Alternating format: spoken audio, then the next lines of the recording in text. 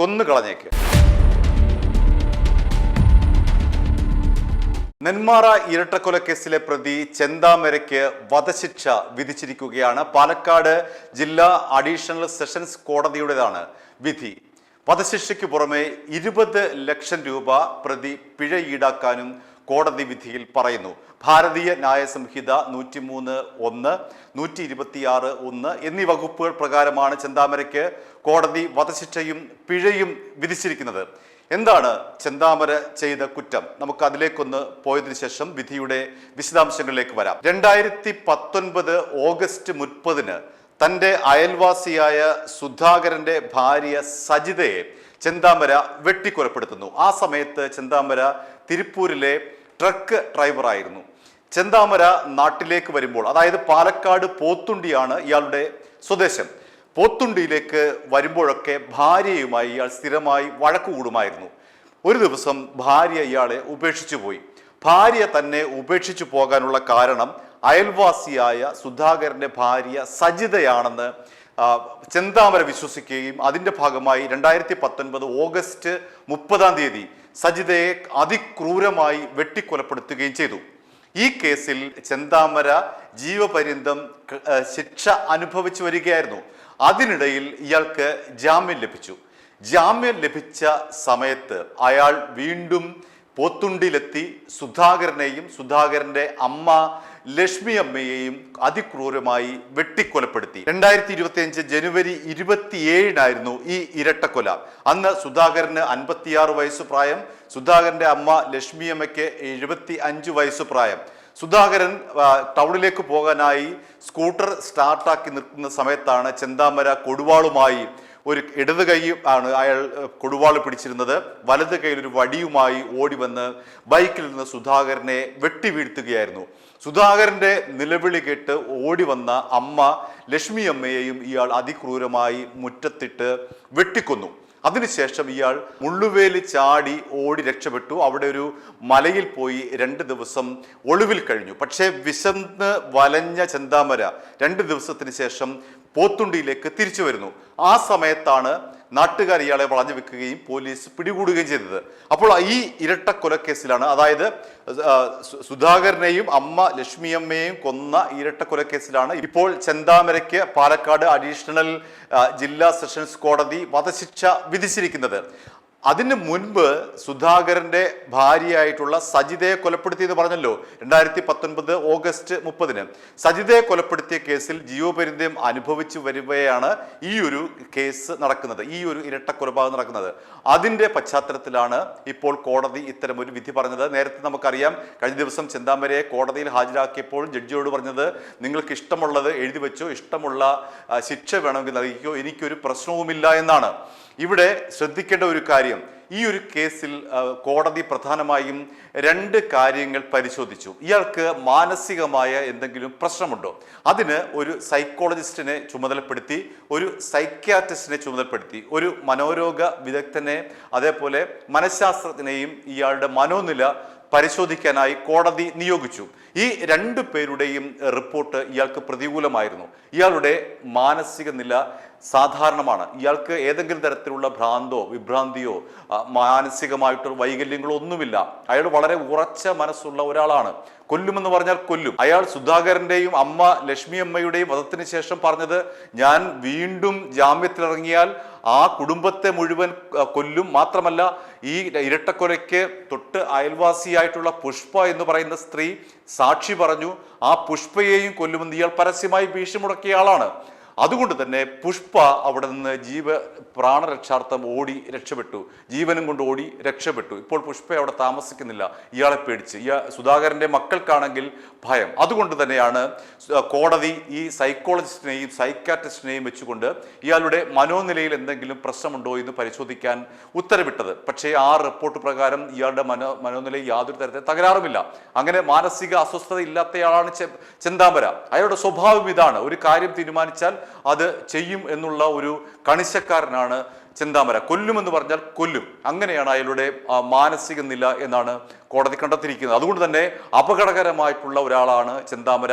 അയാളെ പുറത്തേക്ക് വിട്ടാൽ, സമൂഹത്തിലേക്ക് വീണ്ടും തുറന്നു വിട്ടാൽ അയാൾ വീണ്ടും കൊലകൾ നടത്തുമെന്ന് കോടതി നിരീക്ഷിച്ചിരിക്കുകയാണ്. ഇരകളുടെ ഭാഗത്ത് നിന്ന് യാതൊരു പ്രകോപനവും ചെന്താമരയ്ക്ക് ഉണ്ടായിട്ടില്ല എന്നാണ് വിധിന്യായത്തിൽ പറയുന്നത്. സുധാകരന്റെ ഭാഗത്ത് നിന്നോ, സുധാകരന്റെ ഭാര്യ സജിതയുടെ ഭാഗത്ത് നിന്നോ, സുധാകരന്റെ അമ്മ ലക്ഷ്മിയമ്മയുടെ ഭാഗത്ത് നിന്നോ ഇയാൾക്ക് യാതൊരു തരത്തിലെ പ്രകോപനവും ഉണ്ടായില്ല. മറിച്ച് ഇയാൾ സ്വയം തീരുമാനിച്ചതാണ്. എൻ്റെ ഭാര്യ എന്നെ ഉപേക്ഷിക്കാനുള്ള കാരണം സുധാകരന്റെ ഭാര്യ സജിതയാണെന്ന് ഇയാൾ മുൻകൂട്ടി അങ്ങ് നിശ്ചയിച്ചതാണ്. അല്ലാതെ സജിതയുടെ ഭാഗത്ത് നിന്ന് പ്രകോപനമൊന്നും ഉണ്ടായിരുന്നില്ല. മാത്രമല്ല, സുധാകരനെയും അമ്മ ലക്ഷ്മിയമ്മയെയും കൊല്ലുമ്പോൾ പോലും അവരുടെ ഭാഗത്ത് നിന്ന് ചെന്താമരയ്ക്ക് ഏതെങ്കിലും തരത്തിൽ പ്രകോപനം ഉണ്ടായിട്ടില്ല എന്നാണ് കോടതി വിധിന്യായത്തിൽ പറയുന്നത്. പിന്നീട് മാനസാന്തരപ്പെടാനുള്ള യാതൊരു സാധ്യതയും ഇയാൾക്കില്ല. കഴിഞ്ഞ തവണ ഇയാളെ കോടതിയിൽ ഹാജരാക്കിയപ്പോൾ അയാൾ പറഞ്ഞത് എന്തും വേണമെങ്കിൽ ചെയ്തു, തൂക്കിക്കൊല്ലുന്നെങ്കിൽ തൂക്കിക്കൊന്നോളൂ, ഞാൻ ഗാന്ധിയല്ല, ഒരു കരണം അടിച്ചാൽ മറ്റേ കരണം കാണിച്ചു തരാൻ ഞാൻ മഹാത്മാഗാന്ധി ഒന്നുമല്ല, അതുകൊണ്ട് അടിച്ചാൽ തിരിച്ചടിക്കുമെന്നാണ് ഇയാൾ കോടതിയിൽ പരസ്യമായി പറഞ്ഞത്. ജഡ്ജിക്ക് നേരെയും വധഭീഷണി ഉണ്ടായി, വേണ്ടി വന്നാൽ നിങ്ങൾ കൊന്നോളൂ, എനിക്ക് ആരെയും കൊല്ലാൻ മടിയില്ല എന്ന തരത്തിലുള്ള ഭീഷണികൾ കോടതിയിൽ മുഴക്കിയ ആളാണ് ചെന്താമര. അപ്പോൾ കോടതി കണ്ടെത്തിയിരിക്കുന്ന കാര്യം, ഇയാൾ യാതൊരു തരത്തിൽ മാനസാന്തരപ്പെടാനുള്ള സാധ്യത ഇല്ലാത്തയാളാണ്. ഇയാൾ പുറത്തിറങ്ങിയാൽ വീണ്ടും കൊലപ്പെടുത്താനുള്ള സാധ്യത, മറ്റുള്ളവരെ കൊലപ്പെടുത്താനുള്ള സാധ്യതയേറെയാണ്. ഇത്തരക്കാർക്ക് എതിരായി നിരവധി ഹൈക്കോടതി വിധികളുണ്ട്. അതായത് ഒരാൾ തുടർച്ചയായി സമൂഹത്തിന് ഭീഷണിയാണെങ്കിൽ അയാളെ വധിക്കാം, അയാളെ വധശിക്ഷയ്ക്ക് വിധേയമാക്കാമെന്ന് നിരവധി കോടതി ഉത്തരവുണ്ട്. ആ കോടതി ഉത്തരവുകളൊക്കെ ഉദ്ധരിച്ചുകൊണ്ടാണ് ചെന്താമരയ്ക്ക് ഇന്ന് വധശിക്ഷ വിധിച്ചിരിക്കുന്നത്. ഈ ജാമ്യ വ്യവസ്ഥ ലംഘിച്ചുകൊണ്ട് വന്ന് അയാൾ 2 പേരെ കൊന്നുവെങ്കിൽ അയാൾ വീണ്ടും കൊലപ്പെടുത്താൻ അയാൾ തയ്യാറാണ്. മാത്രമല്ല, ഈ തെളിവെടുപ്പിന്റെ ഭാഗമായി അയാളെ പോത്തുണ്ടിയിലെ വീട്ടിലെത്തിച്ചപ്പോൾ പുഷ്പയെ കണ്ടപ്പോൾ അയാൾ ഈ കഴുത്ത് വെട്ടുമെന്നാണ് പോലീസിന്റെ സാന്നിധ്യത്തിൽ ആംഗ്യം കാണിച്ചത്. അതോടുകൂടി പുഷ്പ കുടുംബസമേതം അവിടെ നിന്ന് ഓടി രക്ഷപ്പെട്ടു. അങ്ങനെ നാട്ടുകാർക്കും വീട്ടുകാർക്കും ഒക്കെ തന്നെ ഭീഷണിയായിട്ടുള്ള ഈ ചെന്താമരയ്ക്ക് കേരളം അർഹിച്ച വിധത്തിലുള്ള വിധിയാണ് ഇന്ന് കോടതി പുറപ്പെടുവിച്ചിരിക്കുന്നത്. ഇത്തരം ക്രിമിനലുകൾ പുറത്തിറങ്ങിക്കഴിഞ്ഞാൽ വീണ്ടും കൊലപാതകം ചെയ്യും. അതാണ് ചെന്താമരയുടെ മാനസികാവസ്ഥ. ചെന്താമരയുടെ മാനസികാവസ്ഥ കൂടി കോടതി ഇവിടെ വളരെ സമഗ്രമായി പരിശോധിച്ചു. അതിനുശേഷമാണ് ഈ വിധി പുറപ്പെടുവിക്കുന്നത്. സുധാകരനെയും അമ്മയെയും കൊന്ന കേസിലെ വിചാരണ ആരംഭിക്കുന്നത് ഈ വർഷം, അതായത് 2026 ഫെബ്രുവരി 23-നാണ്. 81 സാക്ഷികളെ വിസ്തരിച്ചു, 46 പേരുടെ മൊഴികൾ രേഖപ്പെടുത്തി. അതാണ് ഈ കേസിലെ മറ്റൊരു പ്രധാനപ്പെട്ട കാര്യം. 81 സാക്ഷികളുണ്ടായിരുന്നു, 46 പേർ ചെന്താമരയ്ക്ക് എതിരായി മൊഴി നൽകി. കൂടാതെ ശാസ്ത്രീയമായ നിരവധി തെളിവുകളും നിരത്താൻ പോലീസിന് കഴിഞ്ഞു. കാരണം സുധാകരനെയും അമ്മയെയും കൊന്നതിന് ശേഷം ഇയാൾ മുള്ളുവേലി ചാടി കടന്നപ്പോൾ ഇയാളുടെ ലുങ്കിയുടെ ഒരു ഭാഗം ആ മുള്ളുവേലിയിൽ തങ്ങിയിരുന്നു. ആ മുള്ളുവേലിയിൽ തങ്ങിയിരുന്ന ലുങ്കിയുടെ ഭാഗത്ത് ഉണ്ടായിരുന്ന രക്തക്കറ സുധാകരന്റെയും അമ്മ ലക്ഷ്മിയമ്മയുടെയുമായ ആണ് എന്ന് ശാസ്ത്രീയമായി തെളിയിക്കാൻ അന്വേഷണ സംഘത്തിന് കഴിഞ്ഞു. അത്തരം തെളിവുകളെല്ലാം തന്നെ കോടതി ആധികാരികമായി തന്നെ സ്വീകരിക്കുകയും അങ്ങനെയാണ് വധശിക്ഷയ്ക്ക് ചെന്താമരയെ വിധേയമാക്കുകയും ചെയ്തിട്ടുള്ളത്. അതിൽ അതിയായ സന്തോഷമുണ്ട്. എല്ലാ പോലീസ് അതോറിറ്റീസിൻ്റെയും പ്രോസിക്യൂഷൻ സാക്ഷികളുടെയും എല്ലാവരെയും സഹകരിച്ചിട്ടാണ് ഇത്ര വലിയൊരു വിധി ഉണ്ടാക്കാൻ പറ്റിയത്. ഒരു കേരള സമൂഹത്തിന് ഒരു നെട്ടിച്ച ഒരു കൊലപാതകങ്ങളായിരുന്നു അതിന് അർഹമായ ശിക്ഷ കിട്ടിയെന്നുള്ളതാണ് വിശ്വസിക്കുന്നത്. തീർച്ചയായും 100 പേജുകളോളം അതിനെ പറ്റിയിട്ട് ഒരു ഡിസ്കഷൻ നടത്തിയിട്ട് മാത്രമാണ് ഇത് ഒരു എയർ ഓഫ് അറസ്റ്റ് കേസസിൽ പെടും എന്നുള്ളത് നിഗമനം എത്തിയിട്ടുള്ളത്. എല്ലാം പൂർണ്ണമായും തള്ളി. നമ്മൾ പറഞ്ഞ പ്രോസിക്യൂഷൻ പറഞ്ഞത് മുഴുവനായിട്ടും ഏറ്റെടുത്തിട്ടുള്ളതുമാണ്. കോടതിയിൽ നേരത്തെ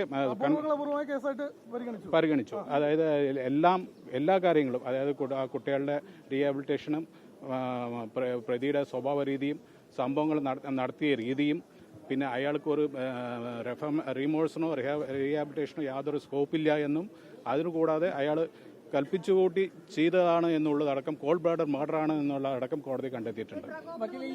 ഒരു പ്രകോപനവും ഇല്ലാതെ ചെയ്ത നഷ്ടപരിഹാരം 20 ലക്ഷമാണ് കൊടുക്കാൻ പറഞ്ഞിട്ടുള്ളത്. സ്റ്റേറ്റിൻ്റെ അടുത്താണ് കൊടുക്കേണ്ടത്. കാരണം അയാൾക്ക് ഒരു പ്രോപ്പർട്ടിയും ഒന്നും ഇല്ലാത്തതുകൊണ്ട് സ്റ്റേറ്റ് അത് പരിഗണിക്കണം എന്നാണ്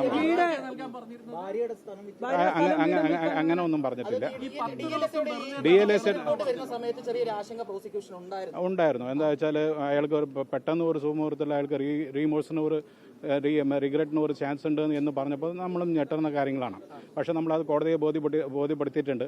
അയാൾ 15-ാം തീയതി അത് കോടതി കണ്ടെത്തിയിട്ടുണ്ട്. 15-ാം തീയതി ഇവിടെ അയാൾ ഒന്നും പറയാത്ത ആൾ അതിനുശേഷം നമ്മൾ ഡെത്ത് പെനാൽറ്റി തന്നെ വേണമെന്ന് പറഞ്ഞ ശേഷമാണ് അയാൾക്ക് അങ്ങനെ ഒരു വീണ്ടും വിചാരം വന്നത് എന്നുള്ളത്. അപ്പോൾ അത് കോടതി അത് കാര്യമായിട്ട് എടുത്തിരുന്നത്.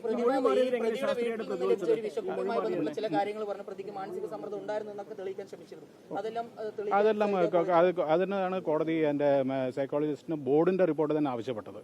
ആ ബോർഡിൻ്റെ റിപ്പോർട്ട് ആവശ്യപ്പെട്ട് അതിൽ ഇയാൾക്ക് യാതൊരു കുഴപ്പമില്ല എന്നുള്ളത് കണ്ടെത്തിയിട്ടുണ്ട്.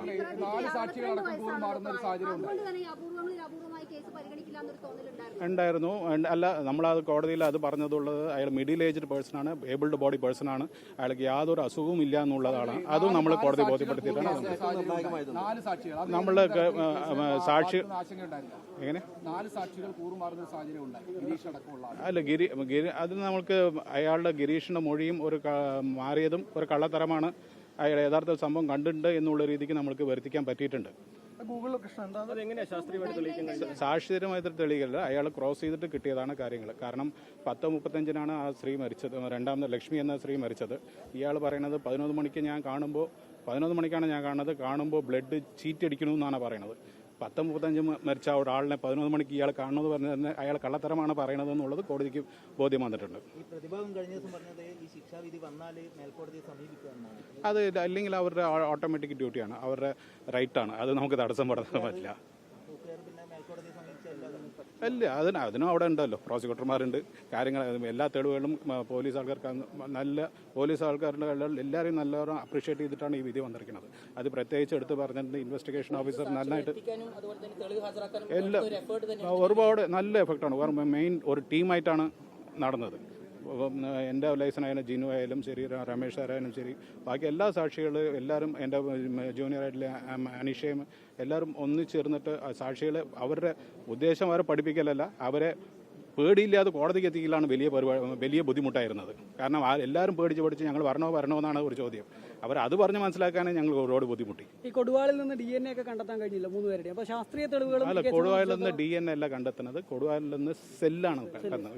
അതായത് ഈ പിടിവലി നടത്തുമ്പോൾ സ്റ്റെമ്പിൽ ഒരു സെല്ല് 3 ആളുടെയും ഇത് വന്നു, അത് സെൽസ് വന്നു. അത് വളരെ നിർണായകമായ സംഭവമാണ്. കാരണം എന്താ വെച്ചാൽ അയാളെ അറസ്റ്റ് ചെയ്യുന്ന മുമ്പാണ് ഇത് ഇത്രയും കണ്ടെത്തിയിട്ടുള്ളത്. അപ്പോൾ നമ്മളെ ഒരു ഫാബ്രിക്കേഷന് ഒരു ചാൻസ് ഇല്ലാത്ത ഒരു സംഭവമാണ്. ഇല്ല, ഇത് അപ്പീൽ ഹൈക്കോടതി ഇതെല്ലാം വീണ്ടും പരിഗണിച്ചിട്ട് മാത്രമേ അയാളെ ഡെത്ത് സെൻറ്റൻസ് വിധേയമാക്കുള്ളൂ. അത് കഴിഞ്ഞിട്ട് അതിനുശേഷം അയാൾക്ക് സുപ്രീം കോടതിക്കും പോവാം. സമൂഹത്തിന് ശക്തമായ സന്ദേശം കൊടുക്കാൻ കഴിയും. തീർച്ചയായും അത് കോടതി അത് എടുത്തു പറഞ്ഞിട്ടുള്ളതാണ്. ഇത് നമ്മൾ ഇത്ര കൊലപാതകം നടത്തിയിട്ട് വെറുതെ ഒരാൾ പോകാൻ പാടില്ല. അത് സമൂഹത്തിന് ഒരു റോങ് സിഗ്നലാണ് പോവുക. അതുകൊണ്ടാണ് ഇയാൾ ഹാങ് ചെയ്യണതെന്നുള്ളതടക്കം പറഞ്ഞിട്ടുണ്ട്. കുട്ടികൾക്ക് തീർച്ചയായും സന്തോഷമുണ്ടാകും. അവരിവിടെ ഉണ്ട്, അവർ വിധി കേട്ടിട്ടുണ്ട്. അവർക്ക് ആദ്യത്തെ കുട്ടിക്ക് ജോലി അടക്കം സർക്കാർ സ്ഥിരപ്പെടുത്തണം എന്നാണ് പറഞ്ഞിട്ടുള്ളത്. അതും വിധിയിലുണ്ട്. അതും വിധിയിൽ ഒരു റെക്കമെൻഡേഷൻ കൊടുത്തിട്ടുണ്ട്. അതിന് പുറമെ ഇയാൾക്ക് എപ്പോഴെങ്കിലും എന്തെങ്കിലും ഒരു കാലഘട്ടങ്ങളിൽ ഏതെങ്കിലും അതോറിറ്റി, അതായത് ഗവൺമെൻറ്റോ കോടതിയോ പരോള് കൊടുക്കുകയാണെങ്കിൽ അടക്കം അതിന് എല്ലാ വിറ്റ്നസിനും സെക്യൂരിറ്റി കൊടുത്ത് മാത്രമേ ബാക്കി എന്തെങ്കിലും ചെയ്യാൻ പാടുള്ളൂ എന്നാണ് വിധി. ചാൻസ് ഇങ്ങനത്തുള്ള ചാൻസ് കോടതിയിലൊന്നും വരകളൊന്നും കൊടുക്കില്ല. സ്വാഭാവികമായിട്ട് ഏത് സർക്കാരും ചെയ്യാത്ത പണിയാണ് എൻ്റെ അറിവിൽ. ആദ്യത്തെ കുട്ടി സർക്കാർ ജോലി കൊടുക്കണം എന്നാണ്. i2i News, an eye for truth. i2i News subscribe ചെയ്തിട്ടില്ലാത്തവർ ഇപ്പോൾ തന്നെ സബ്സ്ക്രൈബ് ചെയ്യുക. നോട്ടിഫിക്കേഷൻ ലഭിക്കുവാൻ ബെൽ ബട്ടണും അമർത്തുക.